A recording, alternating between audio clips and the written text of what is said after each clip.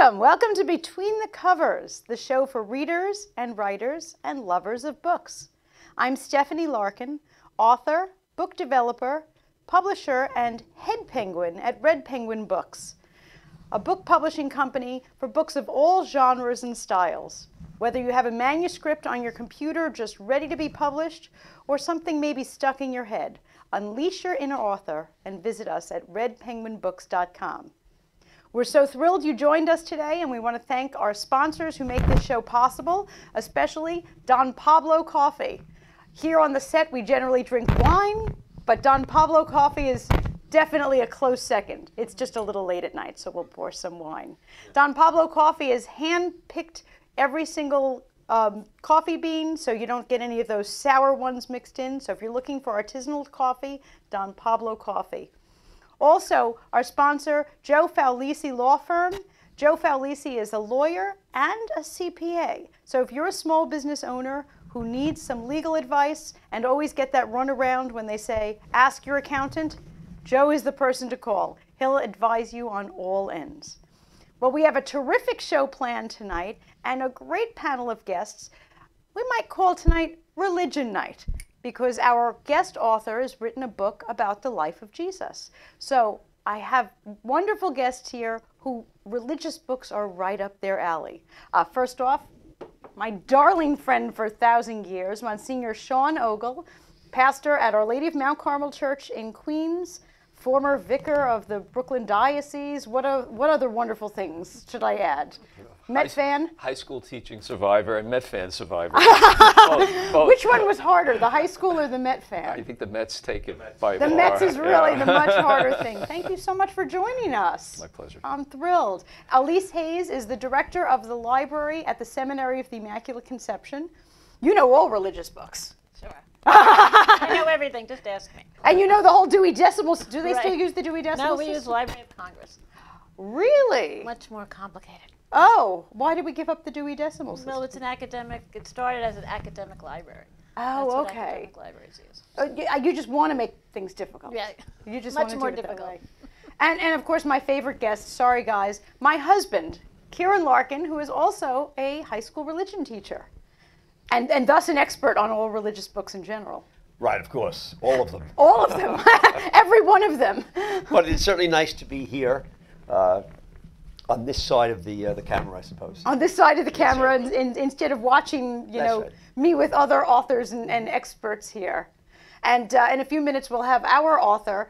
Our author today, unfortunately, can't join us because, well, he's halfway across the country in Michigan, so he'll be Skyping in. I wish we could have a little hologram. We'll have a little picture of him on the screen, but it's as close as we're going to get. But I first want to thank all of our guests who have been sharing our show on Facebook. And as a thank you for sharing our show, we always say that we're going to give away a free book to one of our sharers. So I went through Facebook and literally copied and pasted the names of all of our sharers. Would you please pick a name? Yeah, you could pick a name. Let's see. Dum, dum, dum. Let's see, who is winning a free book today? Verdell Jones is winning a free book. Verdell was one of our guest authors here one week. Verdell, I promise not to give you your own book back. I'm sure Verdell's book is up here somewhere, but no, we're going to give you a different book, Verdell. I promise we're not going to give you the same book. So if you want to be in our drawing next week, please, when you see us on Facebook, share our video so it can go viral. It has. That's how our author today found us all the way in Michigan, because he was watching the show. And we have authors coming up from all over the world, so obviously they have been sharing the show. So please share it and you will get a free book. We also have another game, because we just love to give away free books here, and it is our quote for the day. So if you know where this quote is from, let's take a look at our, first of all, the phone number to call in is 516-945-9099. Bobby, do we have that quote for today?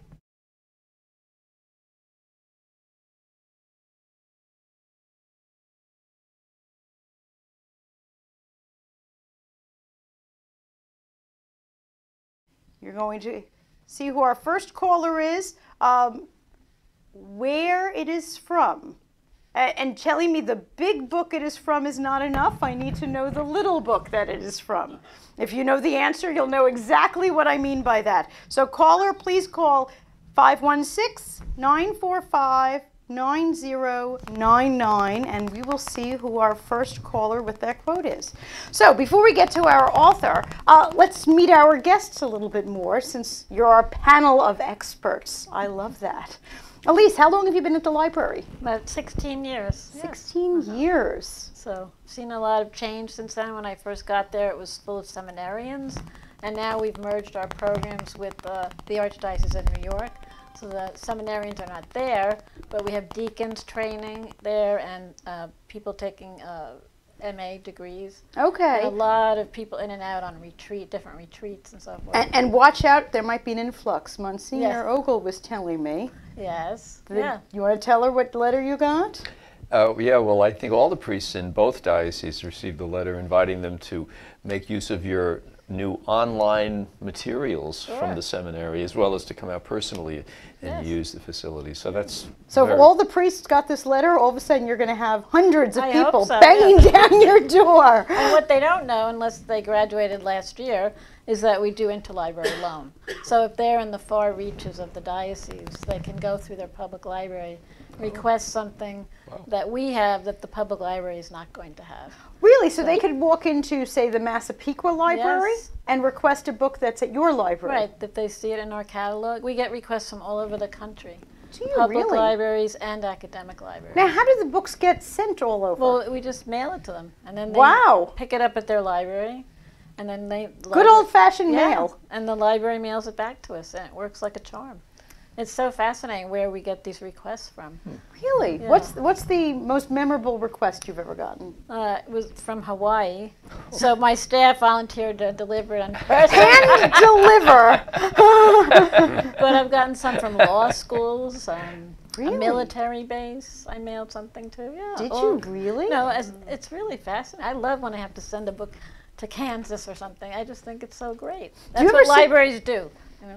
Wow. You know, and it's so funny. We're here on a show about books, and people will say to me, wow, aren't books dead? And I'm like, no, Yeah. not even close. Don't believe the rumors. Well, I hear the same thing about libraries, and so not true. Right.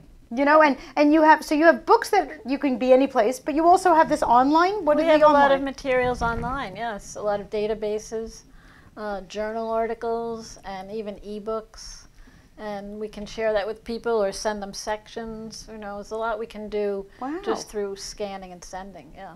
Wow. So I can actually encourage people not only to read, but to become a priest, because then you could use the library. That's right. This could be a whole thing. What do you think? I roll that all into one. I like it.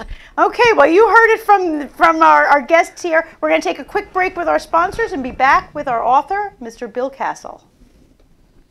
Me llaman Dan Pablo y hace más de 20 años me enamoré de una colombiana. Viajé a su país y conocí un estilo de café muy distinto, muy especial. Ahora tostamos cafés excelentes, con alturas y microclimas diferentes, resultado en una taza muy compleja y muy rica, un sabor nuevo en el mundo. Fue un éxito. And I even got to keep the girl.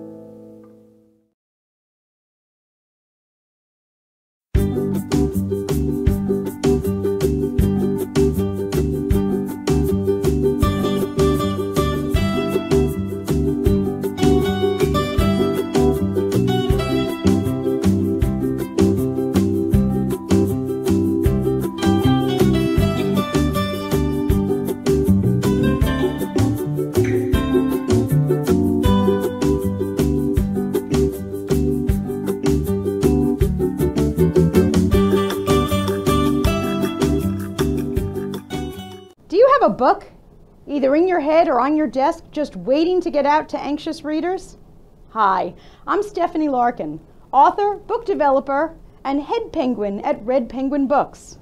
We're a publishing company specializing in books of all genres and publishing in all formats, including digital, audible, and print books. From business books to romance, memoirs to mysteries, our authors have complete control over their books from start to print. We'll help get your book to booksellers all around.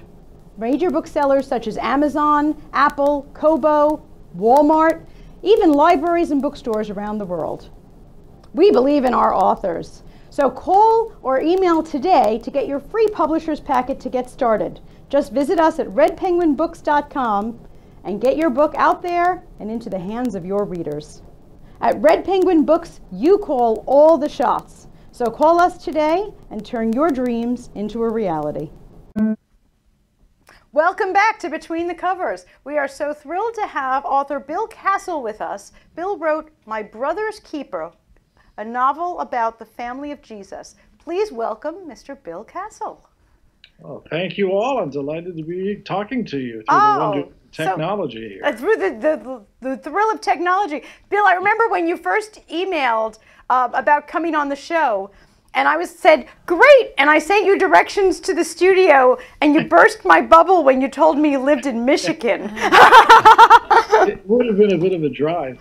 You know, that was the first time I realized, you know, our show was going out so wide that we were going to have to start Skyping. So you're our first Skype guest. I'm so excited. It's very exciting. I'm a trailblazer. You are a trailblazer. So I'll sit here and I'll be you holding the book, because usually at this part of the show I'd pass the book to get an autograph from our author. Bill was kind enough to autograph it for me and mail it so I could pretend that he was here writing it. Well, thank you so much. Bill, you want to tell us a little bit about the book before Monsignor Ogle hits you with 47 questions? No, I will not. It's a little bit different take on the Christian story. It presents the Holy Family in a way that's not quite what people are used to. It's not the Christmas card portrait of the poor carpenter and his wife and the little baby. I dug back into some of the ancient Christian writings, what are called the non-canonical Gospels. And these documents, they were produced by early Christian writers. They were maintained and circulated among early Christian communities. And they record a lot of traditions about Jesus and his relatives that didn't get recorded in the Bible. And some of the information that's there is fascinating. You can find names of his siblings and all kinds of things. Anyway, the premise of the book is that Joseph is an older widowed man with children from his late wife. And he is asked by Joachim, the father of Mary, to take his daughter because, according to another ancient tradition, Mary was raised in the temple. Apparently, by this story, there was a group of women who lived in the temple precincts and took care of the maintenance of the place and also studied and lived kind of like Jewish nuns, if you will, in the temple precincts. But the problem arose that Mary was becoming more mature. She was about to enter what would have been considered her period of impurity. And so she would be leaving the temple, and where most of these temple girls go on and get married, she wished to retain her dedication to the Holy One of Israel and not marry. So here is Joachim with this girl on his hands. He's an old man. His wife has died. He's close to death himself. And he goes to his neighbor, Joseph, who was a righteous man that he knows very well and respects. And he asks him to take his daughter into his household as his wife so that she may retain her virginity. And that sets all kinds of domestic complications going and is the jumping off point for my story. But the main thrust of the book, it focuses on the character of James, who by this telling is Joseph's youngest son by his late wife. James wishes to be a rabbi, and he goes on to Jerusalem as the story unfolds and studies under the great Jewish sage Hillel and becomes a rabbi. And Joseph on his deathbed calls his son to him and says, "You know, your little brother is special. He's demonstrated these wondrous powers to us. I think he has a great destiny, but he may be a prophet. He may be the Messiah. But you know what happens to prophets, and I'm afraid that he could get into bad trouble. So I need you, son, to watch out for your little brother, essentially to become my brother's keeper." And James agrees to this, and that then is what the book is all about. It follows James through his adventures in Jerusalem, becoming involved in all kinds of political intrigue. It follows Jesus as he launches his public ministry. And eventually it comes to the point where James has to defend his brother in front of Pilate at the trial. And the book carries all the way through the crucifixion and the resurrection, and ends with the appearance of Jesus, the resurrected Christ, to James, which is recorded in the Bible. So that's what it's about. So James becomes his brother's keeper, and in so doing has all kinds of problems to deal with. Goodness, I always remind our authors not to give away the end of the story when they tell the synopsis. So he dies at the end? No, I'm kidding. Everybody knows how the book turns out.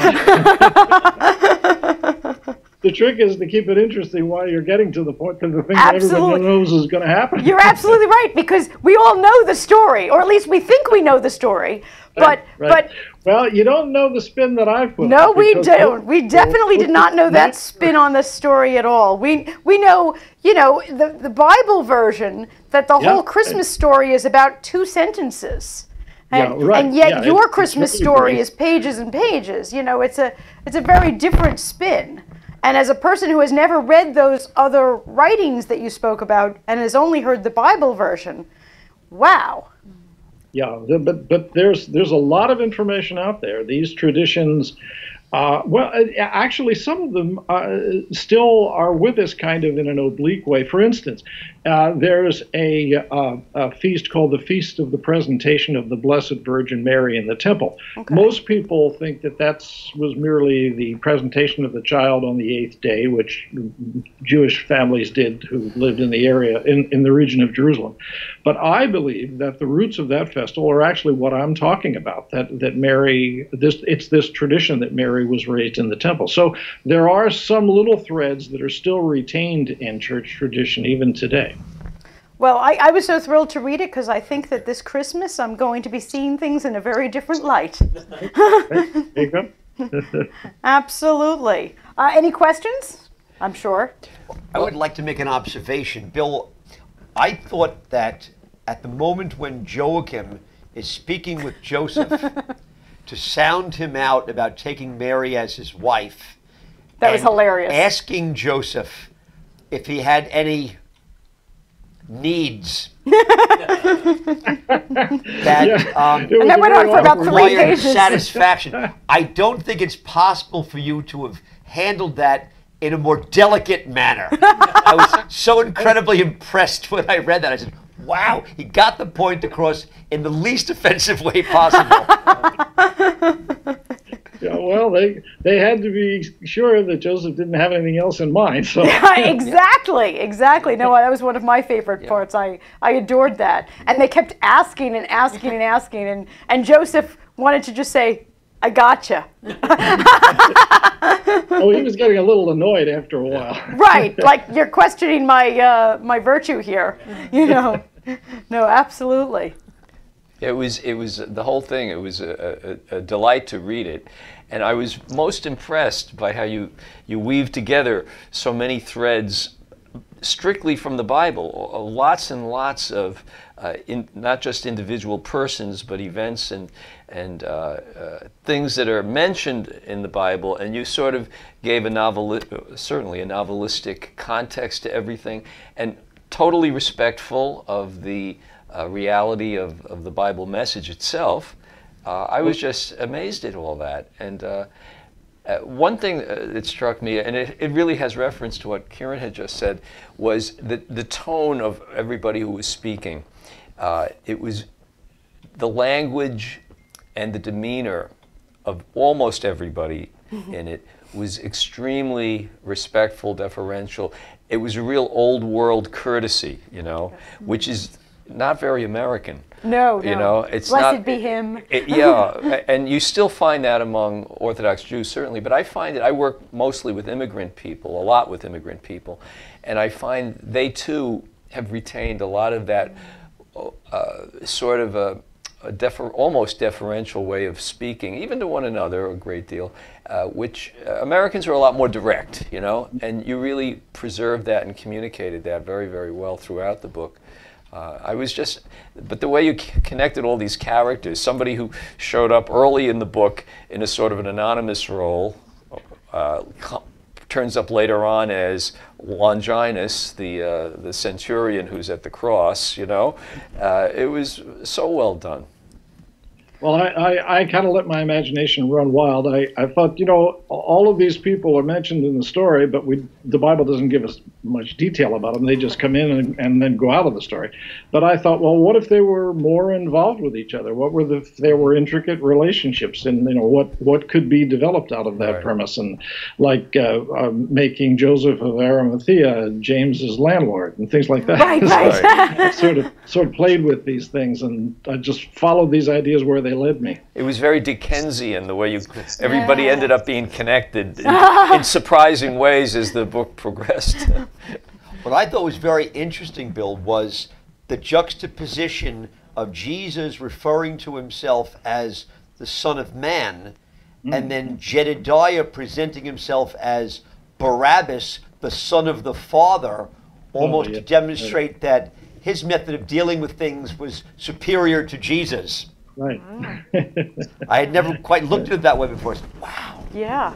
I just loved, like you were saying about all the characters, I'd be reading the name and the light bulb would suddenly go on. Even at the beginning, I see that there's Joachim, and Joachim is speaking with Joseph, and all of a sudden he mentions, you know, his wife Anne. I say, Joachim and Anne, that's Mary's parents. All of a sudden the light bulb went on. I said, I know those people, you know, and every time a new character came up, I said, I know that name, you know, and they all just kind of fell into place, which was very exciting. You know, like you said, we know how the story ends, but it was exciting to read it and see the unveiling of the story in a very new way. No, I'm delighted that you enjoyed it on that level. That's very gratifying. I also fell kind of in love with the character of Pontius Pilate. I thought, here's a guy who's really gotten a bum deal in history, but he was in a tough spot. He was in a hyper political situation. He had to cover himself from attack from any direction. And here he was faced with this question that he did not want to deal with at all. And the Bible tells us that he wasn't eager to address this. But I thought, well, how would a guy in that situation really act? What would he try to do? Right. And of course, I have established a relationship between him and James throughout the book. So I just took that to its logical conclusion and really had a lot of fun developing the Pilate character. Fantastic. We're going to take a short break for our sponsors, BillCastle.com. to get a copy, an autographed copy of the book, but Bill will be back with us in just a minute. The sun is getting warmer, but when we soar away among the clouds, the sky is just a border, but when we're floating up like helium.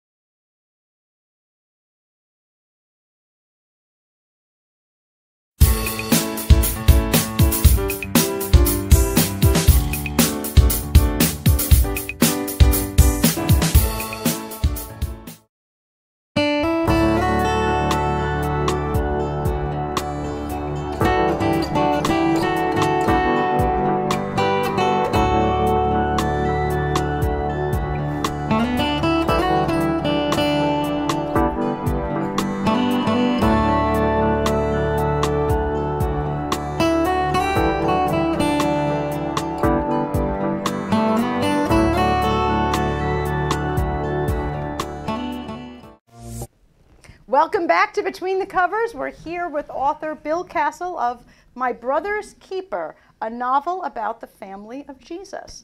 kind of a new spin on the story that we all know how it ends, but you don't know how it's told. So welcome back, Bill. So glad to have you. Thank you very much for having me. Well, you got 30 seconds to breathe, so we have some more questions. Elise? Hi, Bill. I think it's great that you're making the gospel story come alive for people. One question I had was, I see you have some positive quotes on the book and people have given it good reviews. I wondered if have you gotten any pushback or negative reactions for people that are getting confused about the fact that Christ, we always learned that he was an only child and didn't have brothers and sisters. So in the book, James is a stepbrother, but that's a little too subtle for some people. So when people read, it is. When Your people read novels, assumption there is correct. Yeah. I have gotten that kind of reaction. I was wondering about that. It's a denominational thing, I think. I have found that Catholic and Orthodox readers are more accepting of this version of the story. Really? Protestants have a little trouble with it because they're very, very steeped in the idea that Joseph and Mary were both young, essentially the same age. They don't quibble about the virgin birth. They realize that Mary was conceived of the Holy Spirit and all that stuff. But after Jesus, their assumption is always that they went on to have a normal marriage, they went on to have other children. And so on the Protestant side, I do find that people are a little uncomfortable. I have a cousin who I just love to death. She's a wonderful person with a terrific sense of humor. And she read the book and she said, well, I really enjoyed the book, but I just couldn't get by the way you told about Joseph and Mary. I just wasn't comfortable with that. She's a lifelong Protestant and she just couldn't deal with it. So I think that is a problem. Actually, the presentation of Joseph as an older man and all of that is very much what is assumed in the Eastern churches, both the Eastern Rite Catholic churches and the Greek and Russian Orthodox. That's the story that they've always told. This was reviewed by a reviewer in Slovakia. And he said that he loved the book and he enjoyed seeing that I had taken the story in that direction, since that's the version he grew up with. So there are definite divisions on how people react to that aspect of the story. Well, I mean, that is accurate, what you just said, because that particular explanation accounting for the uniqueness of Jesus' birth, that goes back to the very 2nd or 3rd century. Some of the fathers of the church said that even before St. Augustine, as a way of accounting for that. And they would have been in much closer contact with the living tradition at the time, And it's described that way in the document called the Pro-Evangelion of James. Right. It's laid out very specifically. So these things have very deep roots. We've become accustomed to this sort of Americanized version of the Christmas story, and that's what most people grow up with. So that's kind of a surprise when they consider these ideas. But they've been around from the beginning. I'm the product of Catholic schools, grammar school, high school, and college. And for as long as I can remember, I've never thought of St. Joseph being anything other than an older husband of Mary's. I never even considered the possibility that they might be contemporaries. Right. Yeah, and if he's often represented that way graphically, be it in stained glass windows or old illustrations or whatever. He's often shown to be an older man. Yeah. Right. And even in the Gospels, he's not present for any part of our Lord's life after the age of 12, the presentation in the temple. He doesn't appear at all in the active ministry, and that would be unusual that his mother appears without the father. That would have been You just unheard presumed of. he had died the happy death. Right, and he was the patron of a happy death. Right. Yeah. So. I think all these things are so, that again, you wove these things together so well, and you drew out all these little details so nicely. It was really quite an achievement to do that. And I think, the difference in your work is this, that it's got to do with the literary form, it seems to me. That the idea of a novel as a story that depicts the interior emotions and life of characters, fictional or historical, didn't really emerge until, they say, Daniel Defoe. Robinson Crusoe was the first real novel in the modern sense that we have.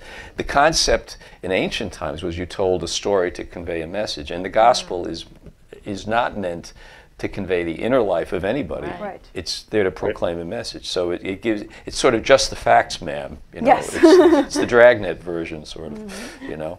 What I find interesting is that in a negative way is that these kinds of Bible fiction or scriptural derived stories were once part of the literary mainstream. Books like Ben-Hur and The Road and The Silver Chalice and all these were bestsellers, but all of that has gone away. There is. The publishing world is now so segmented. You have your Christian novels and you have your secular novels, whatever, and never the twain meets. I mean, it's very, very difficult to sell the mainstream market on the idea that there is a market for Bible-based fiction. I know that's been a challenge to me in trying to get the book out there and to promote it aggressively. There is no contemporary Ben-Hur, if you will. Those days are kind of gone. So I'm doing what I can in my small way to kind of revitalize that literary genre. So I guess you'll have to be the Ben-Hur. Do you have another book in the works? Well, I'm thinking about James Part 2, if you will, what happens after this. And I've been doing a lot of reading and trying to look into the early days of the church and the Christian community and all of that. But that's a challenge, I'll tell you. A huge advantage I had in writing this book is that I was free to pretty much tell the story any way I wanted to. But when you get into the early days of the church, everybody has their own theory about that, and it would be really rough to come up with something that would be pleasing to a broad cross-section of Really? people. Okay, interesting. So I'm working on it, but it's a while in the future. Are you safer going Old Testament? So as not to step on toes. How about, I how should about say a that this book miniseries? does have Yeah, I would love to see aspect, this in the too. miniseries. Miniseries. Yeah, I'm hoping that it's the kind of book that people who wouldn't necessarily read Christian fiction might be tempted to crack open and give a look, and maybe that would encourage them to think more deeply about the Christian story and finally pick up the Bible. So Wouldn't that be hopefully wonderful? It might help in that regard too. A novel as evangelization. I love that.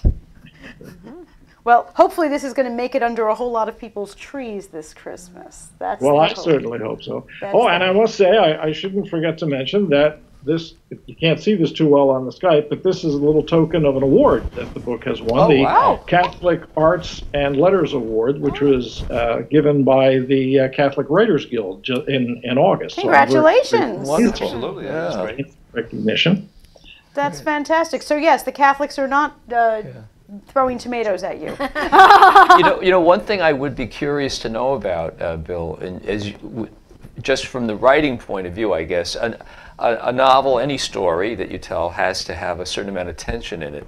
And I think that writing about three saints, you know, Jesus, Mary, and James, the brother, is a little hard because you can't create. And Joachim and Anne were also in there. Right, and it's hard to generate, you know, usually tension results from something unpleasant. Like bad behavior. You know, and that's a little hard to do when you've got all these saints running around. That's But true. I noticed that you had, you kind of ascribed that role to a couple of other people.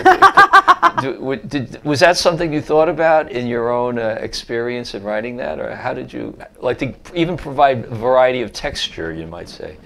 Well, I thought, well, what would happen to this established household if this young girl from the temple was introduced in? You know, what would their expectations be? And I present them as having very negative expectations. Right. They weren't saints, so they were allowed to have negative feelings. Of Joseph's sons are not hot on this idea at all. Right. And it takes them a while to adjust to the idea of having this young girl there. And Mary is under the gun because of these expectations and the feelings that are generated. And so that was one little source of conflict I was able to develop.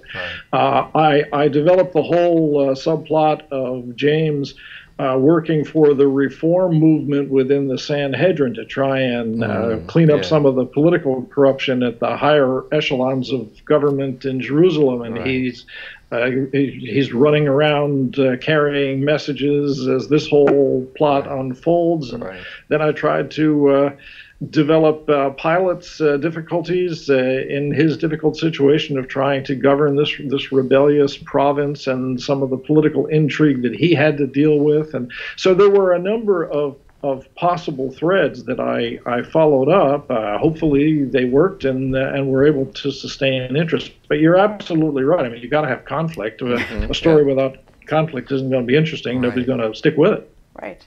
Well, we stuck with it, so there must have been enough conflict. All those non-saints.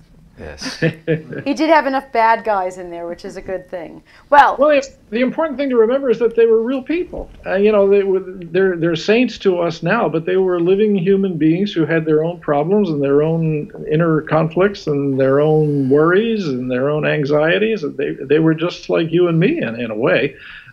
Different social situation, but I think there are certain truths about human nature and human life that are timeless, and they had to deal with them the way we deal with them every day. And without plumbing and electricity. That's true. Well, Bill, I can't thank you enough for joining us. Please, Bill's book is available on Amazon, at all sorts of places. Probably the easiest place to visit. You told me billkassel.com. Is that correct? Yeah, BILLKASSEL, all one word, billkassel.com.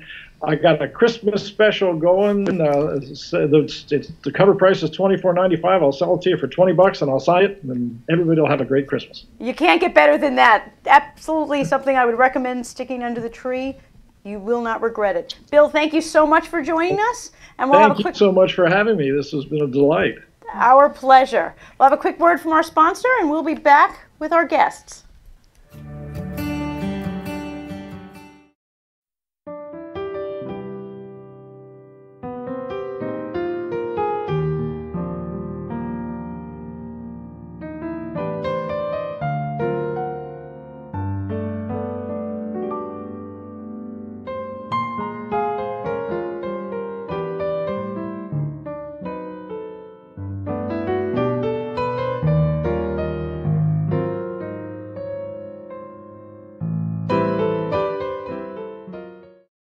Me llaman Dan Pablo y hace más de 20 años me enamoré de una colombiana.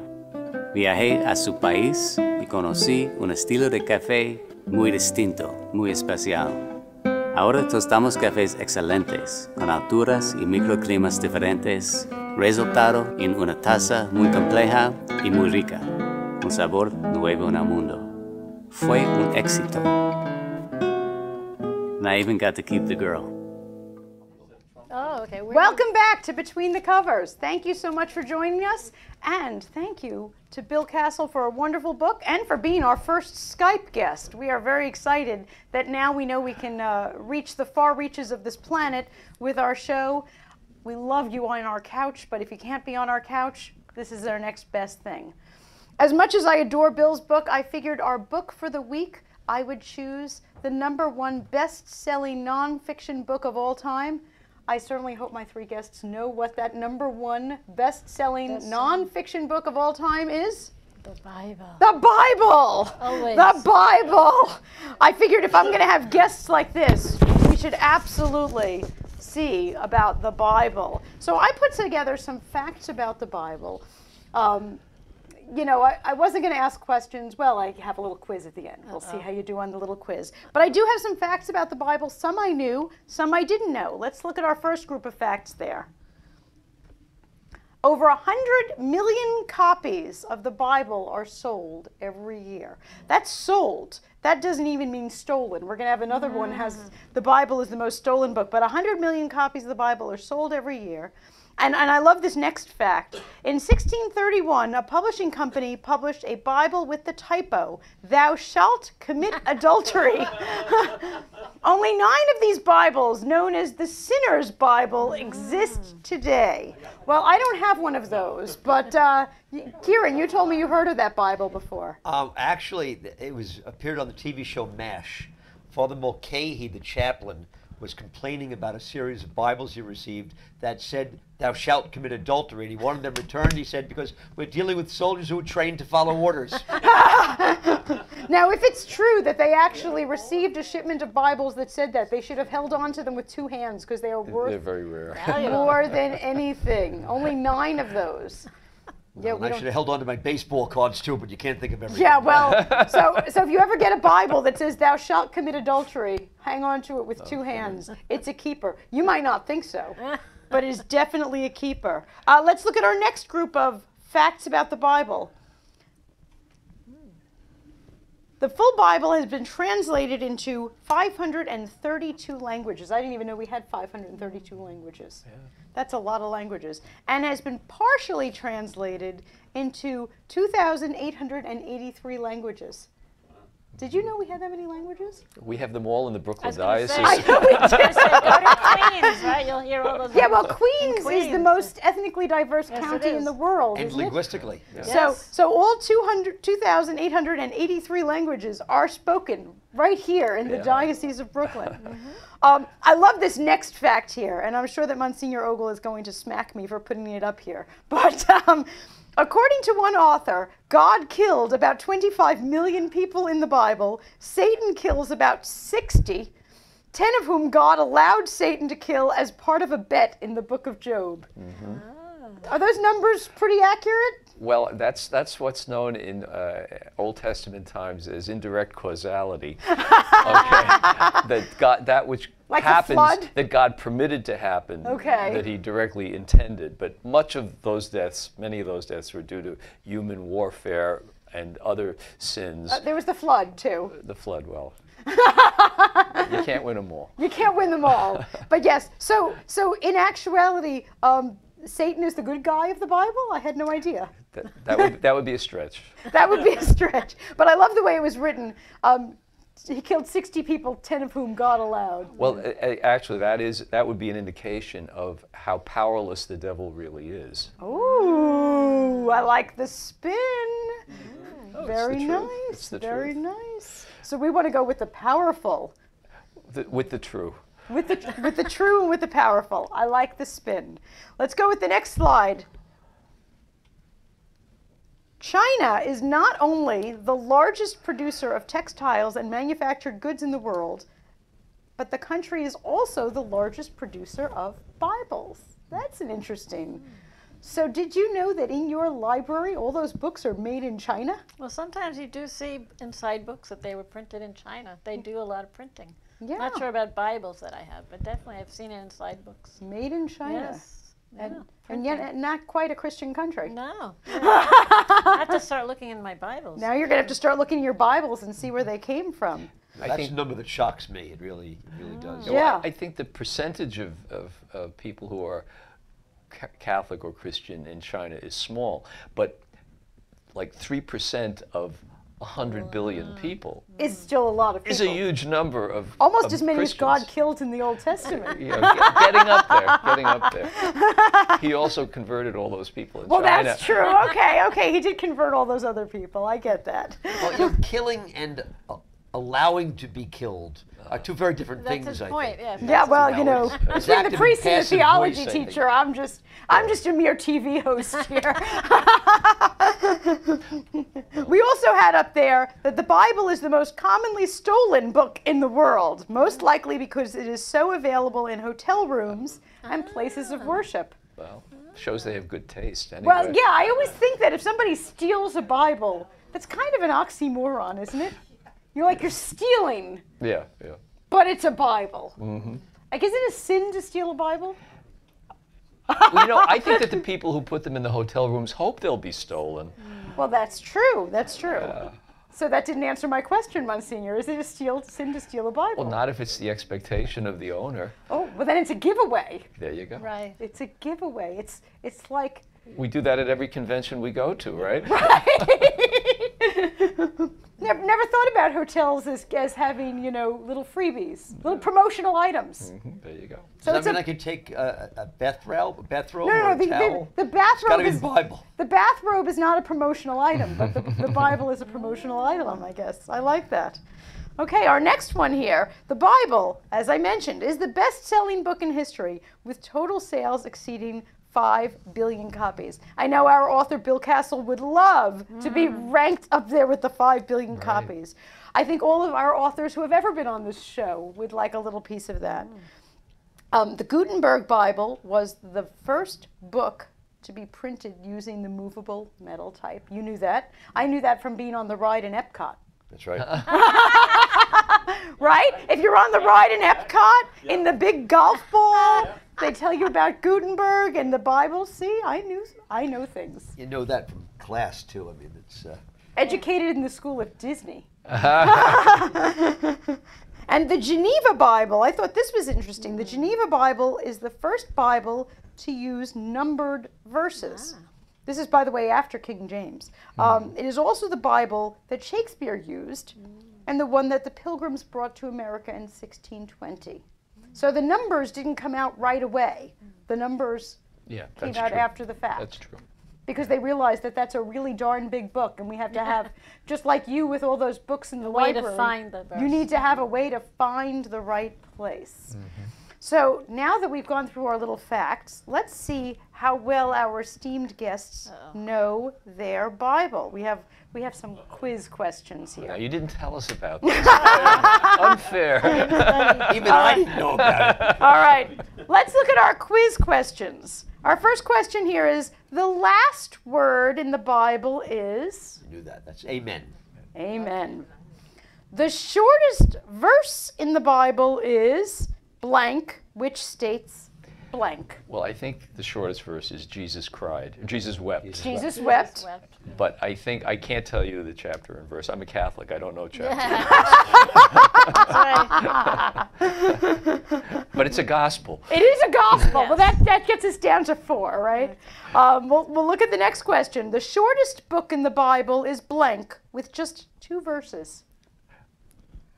There's a book in the Bible with just 2 verses. There's a psalm in the Bible with just 2 verses. A book. But not a whole And which book. psalm is it? It's not 150. But a psalm isn't a book. No. I'm sorry, my little note said that it was a book. It's not. I don't know the number. I was an English major. I don't know numbers. Me too.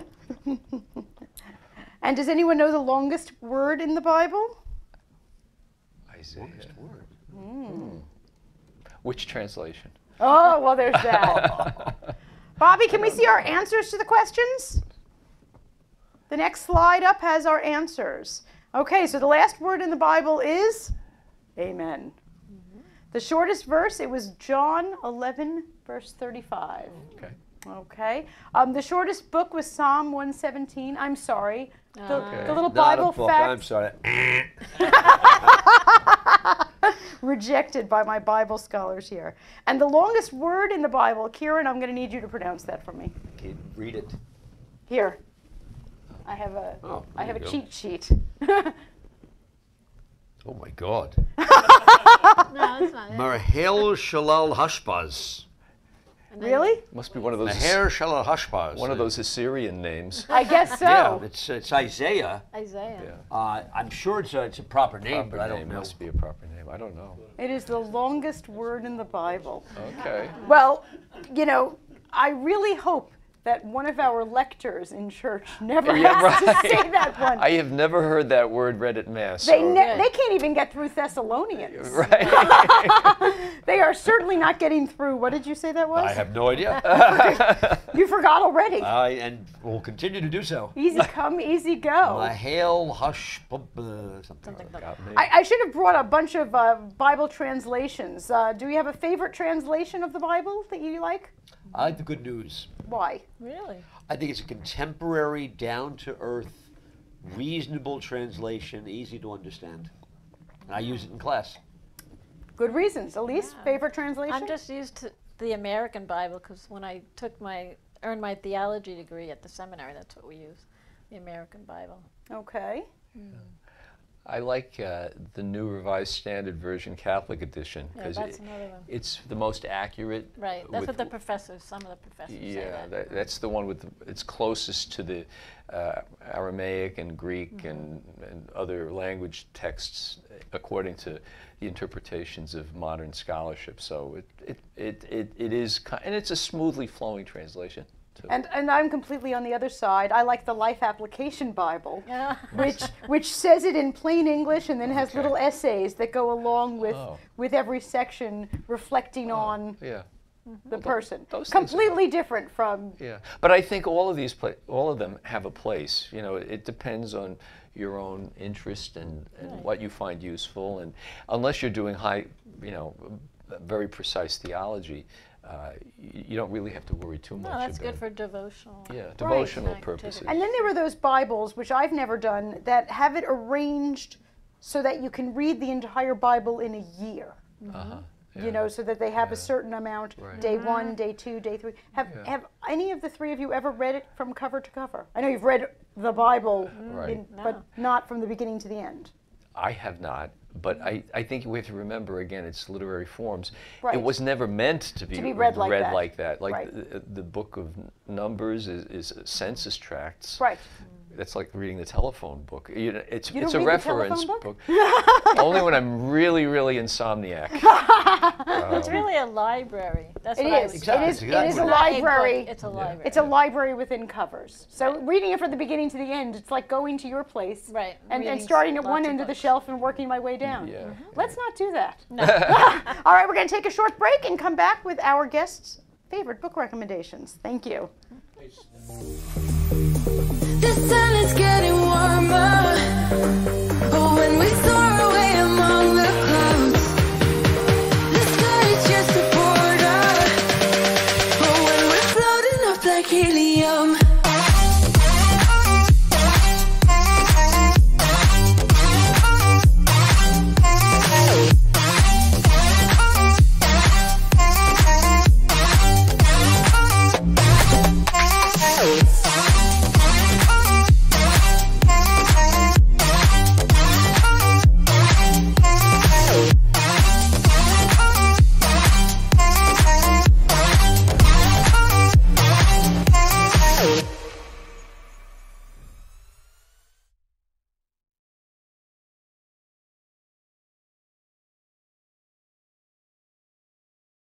Me llaman Dan Pablo y hace más de 20 años me enamoré de una colombiana.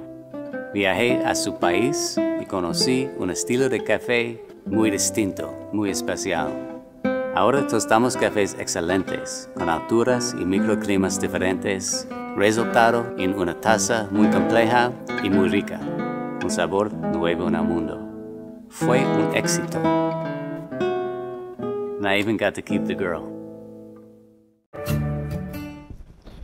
Welcome back to Can't wait. Between the Covers. We're so glad you can join us on this walk with a novel version of the Holy Family, as well as a talk about the #1 best-selling book of all time, the Bible.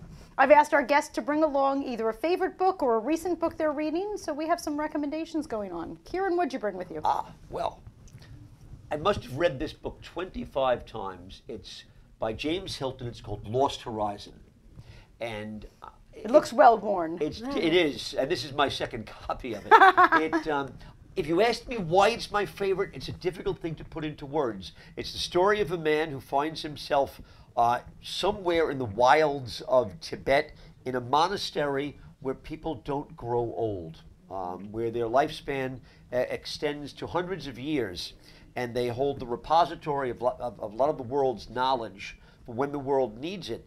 But it's just something about the mood, the tone, that I just found very, very comforting, very relaxing.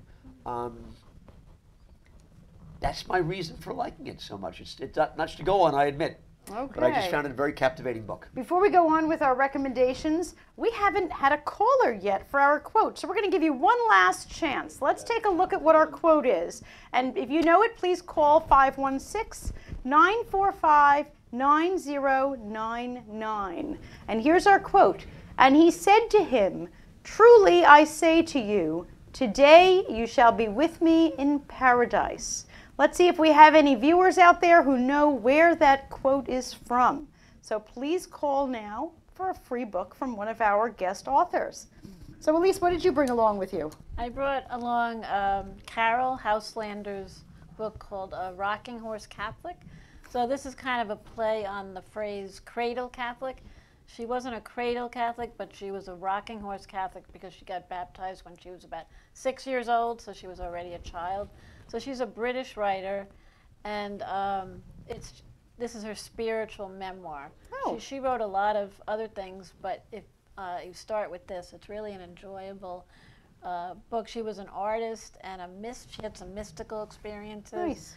And it's just, I love reading spiritual memoirs, you know, and biographies. So that's my favorite. That's Fantastic. An old book. I'll have to yeah. pick that one up. Right. I haven't seen that one yet. Okay. And Sean, is this a book that you've read recently, or? Well, I did not bring my favorite book because I hate making decisions. So I brought the book I read most recently, Okay. which is a novel called Everywhere in Chains by James Casper from Ignatius Press. And it works on a couple of levels. It's a coming-of-age story of a young girl, a preteen girl, who's doesn't know her real father, and she's immersed in this situation where she has the chance to do that. It's also a mystery story, which does involve a murder, and it kind of unravels as the story unfolds, and that's kind of a gripping source of tension throughout it. And then it becomes also a story of friendship between the young girl and a very elderly man who accidentally almost become pen pals. And this contributes to the unraveling of the old mystery as well as her finding herself. And it brings you into her maturity too. And there's a real thread running through it of what a vocation is all about, which is very interesting actually. Yeah. And if you had to bring your favorite, what was in the running? What's in the running? Yes. Well, again, anything by Dickens, anything by Jane Austen will be fine in Oh, my Jane book. Austen. Oh, right up my alley. Okay. We'll hit those Jane Austen books another time. Very And by the nice. way, Carol Houselander is one of my favorites. The Reed of God she wrote Read too. of God is is a beautiful exquisite. book. That's a good Advent read. Yeah. Because Okay. it's about Mary being the reed of God and Christ coming to the world through her. Okay. Like a plant, you know, like a reed. With Advent right around the corner, The Reed of God by Beautiful. Carol Houselander. Carol Houselander. Well, I think you all have a whole lot of books to be buying and reading over the season. Thank you so much for joining us on Between the Covers. Don't forget to visit BillCastle.com for Bill's book. And please share our show so that others can join in the fun and enjoy. Thanks so much for joining us.